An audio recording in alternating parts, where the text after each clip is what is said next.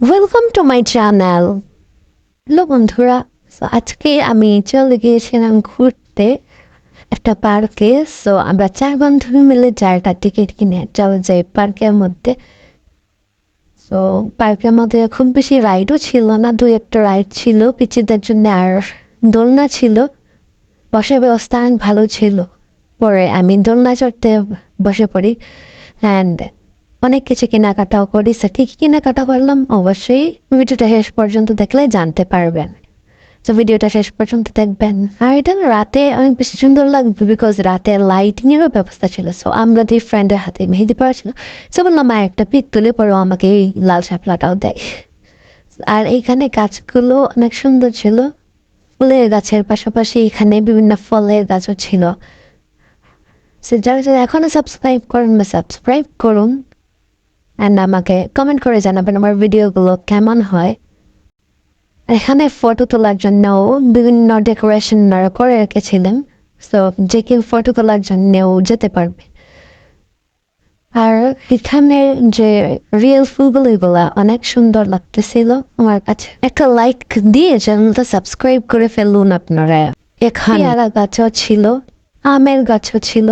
আপনারা এখনো একটা লাইক করেননি, তাড়াতাড়ি একটা লাইক করুন। অনেক বেশি রোদ ছিল আমরা যখন যাই, একটু 12টার দিক দিয়ে যাই, যে কারণে রোদ ছিল।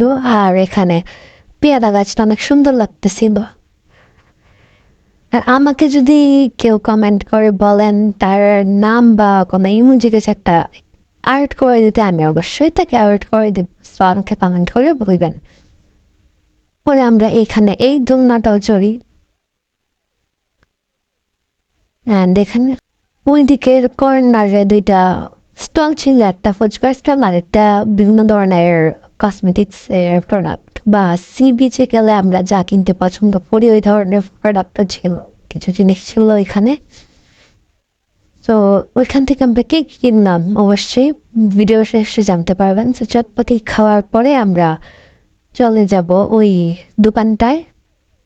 তো চলে আসলাম আমরা এই দোকানে। অ্যান্ড এখান থেকে আমার এই ব্রেসলেটটা অনেক পছন্দ হয়েছিল। আর এই চুড়িটা সুন্দর হলেও আমার হাতের সাইজের নয়, সো কিনতে পারবো না।